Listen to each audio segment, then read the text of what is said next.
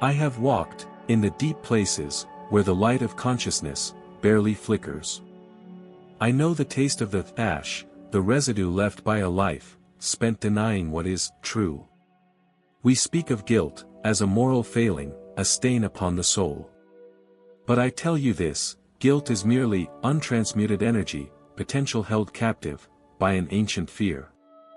It is the base metal, the prima materia, awaiting the fire. You believe your darkness is proof of your inadequacy. You hide the impulse, the raw, surging desire, and hope the shadow will simply starve itself into silence. It never does. This force, this surging current we call libido, is not merely the impulse for physical union. It is the will to live, the drive toward wholeness, the very engine of individuation. It is the hunger that builds empires, the passion that creates art, the terrible necessity that forces you to become more. When we feel desire, and immediately cloak it in shadow, we are not being virtuous. We are being lazy, refusing the hard labor of integration. We are bottling up the flood, ensuring that the pressure will eventually shatter the vessel.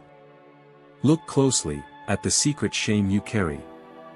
That deep impulse, that you hide even from the mirror, is precisely where your power resides. The shadow is not a monster, it is simply the part of the self that you refuse to feed or to understand. It lurks, gathering strength, in the forgotten corners of your psyche, demanding recognition.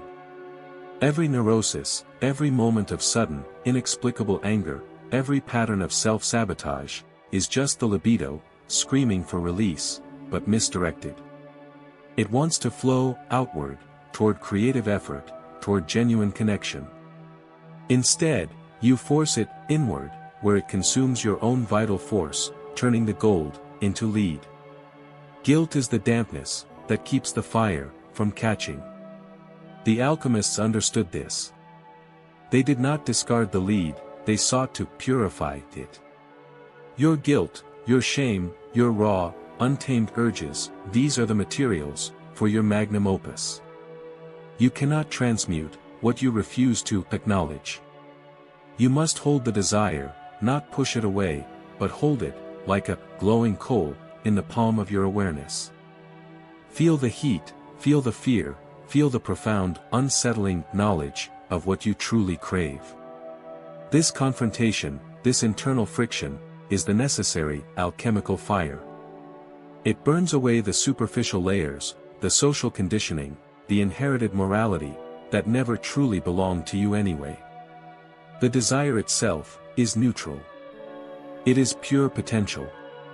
It is the raw material of the gods. The guilt is the mechanism of your society, designed to keep that potential, small, predictable, and harmless.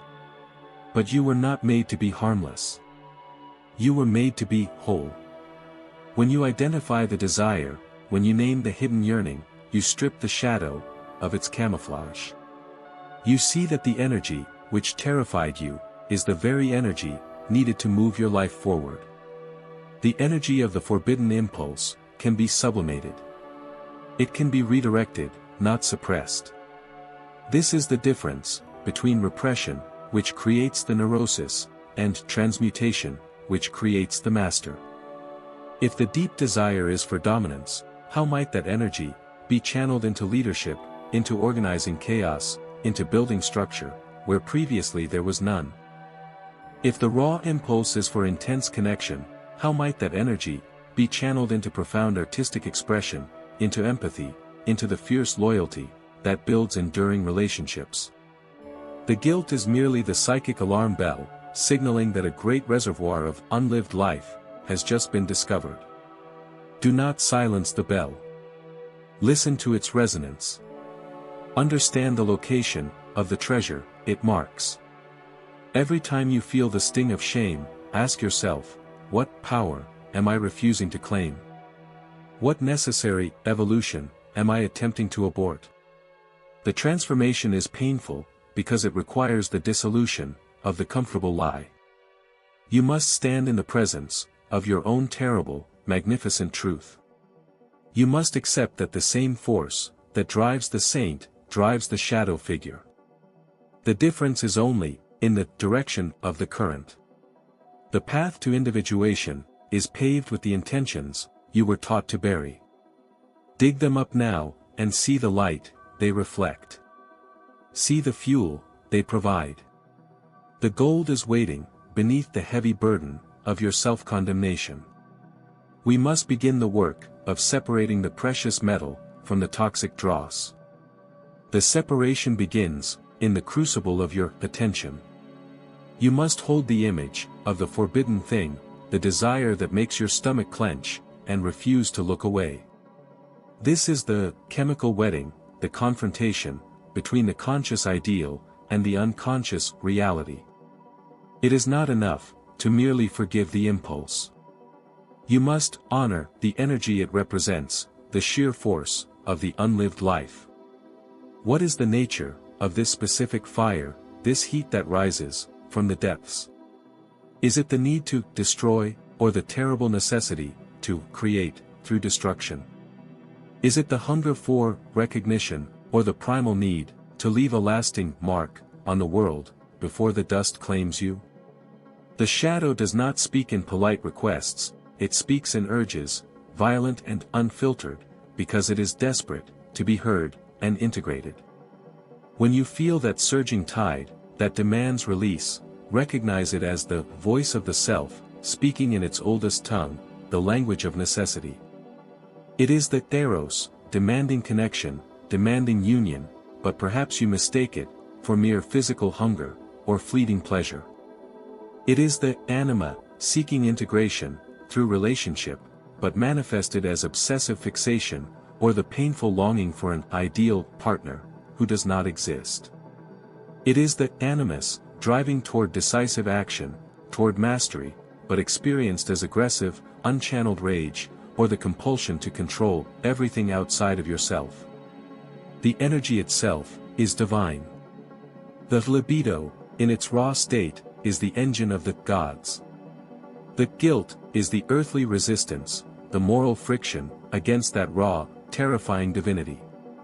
We have been trained, since childhood, to fear the size of our own potential. We confuse the intensity of the fuel with the inherent immorality of the act. The shadow's revelations are often shocking, precisely because they expose the true architecture of your soul beneath the thin veneer of your carefully constructed persona. Do not mistake the darkness for evil. Darkness is simply the unilluminated, the unconscious material, waiting for the light of your awareness to give it form. The moment you accept the impulse, without acting upon it destructively, you begin the process of spiritualizing the energy. You reclaim the power that was previously spent maintaining the lie. Think of the tremendous energy required to keep a secret. That secret is often the desire itself. When you release the need for concealment, that energy floods back into your system, ready for conscious deployment. This is the first true step of transmutation. The freeing of the guard that stood watch over the subterranean reservoir. Sublimation is not denial. It is elevation, the conscious redirection of a powerful current toward a higher equivalent. You take the raw metallic or the base, dark impulse, and forge it into a tool, or a weapon, or a chalice, depending on the need of the self. If the deep desire is for absolute control, you do not become a tyrant, you become the master of your own inner kingdom, organizing the chaotic forces within, achieving self-governance. If the raw impulse is toward reckless abandon, you channel that force into the high-stakes risk of genuine vulnerability, or the terrifying freedom of true, boundary-pushing creative work. The power you seek is not the power to dominate others, but the power to endure, to create, to sustain the enormous weight of your own being. The shadow holds the blueprint for your greatest contributions, precisely because it holds your greatest intensity, the depth of your passion. Do not waste this precious fuel on small acts of self-destruction, or the quiet erosion of resentment and avoidance. This psychic energy, this enormous reservoir, must find its way out into the world, as tangible effort, as deep focus, as unavoidable presence. Every moment you spend, wrestling with inner shame, is energy that should have been spent, building the temple of your future self. The alchemist learns to love the fire, not fear the heat. The heat is the guarantee that the transformation is underway. If the process feels agonizing, if the shadow seems to writhe and fight back, this is not failure. This is the calcination, the burning away of the superficial self. You are burning off the oughts and the shoulds, leaving only the is, the pure, foundational desire that truly drives you. You are refining the psychic gold by exposing it to the very intensity you were taught to extinguish. The transmutation of guilt is the realization that the energy you judged is the energy that saves you. It is the hammer that breaks the shell of your limited self. Embrace the friction, the inner war, because in that conflict, the new form is being forged. The shadow is not defeated, it is simply absorbed. It ceases to be an enemy, and becomes your ally, an engine of tireless, dark power. You no longer fight the current, you learn to steer the enormous ship of your own soul.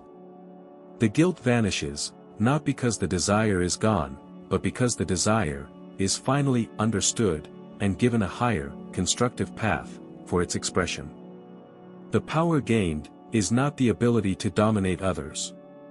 That is a fleeting, external vanity. The power gained is the profound authority of the man or woman who knows their own darkness and chooses their direction anyway. This is the difference between the slave, who is ruled by his unconscious drives, and the sovereign, who commands them.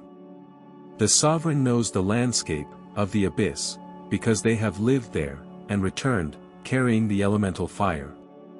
You must stop waiting for a moral exemption, or a sudden burst of purity. That is the old path, the path of repression, leading only to the prison of neurosis. The new path, the path of the alchemist, is the conscious harnessing of the impulse. The transmutation is not a single, lightning strike event. It is done in the slow, daily attention given to the whisper behind the urge. When the energy rises, demanding something forbidden, pause. Hold the heat. Do not act. Do not judge. Ask the fundamental question. What creation does this raw force truly seek? If it seeks destruction, let that destruction be aimed at the lies you tell yourself, at the obsolete structures that cage your potential. If it seeks connection, let that connection be forged in the fires of honesty, not the fleeting warmth of superficial exchange. The gold is not found outside of you. It is the very weight, the density, of your integrated being. You cease to be a fragmented battleground, torn between the saint and the sinner. You become a single, unified force, terrible in its clarity, and unavoidable in its presence. This is the wholeness, the terrible, necessary, completion, of the self. The guilt was merely the price of admission to the deepest chambers of your own psyche. Now, the debt is paid, not through suffering, but through understanding. You have reclaimed the libido, the vital force, that was spent on maintaining the illusion of your own goodness. Go now, and spend the energy that you were once afraid to claim. Build the temple with the very stones you were terrified to touch. The work is complete only when the base metal has become the enduring light. If you are ready to confront what lies beneath, subscribe to The Jungian Shadow. We explore the depths together.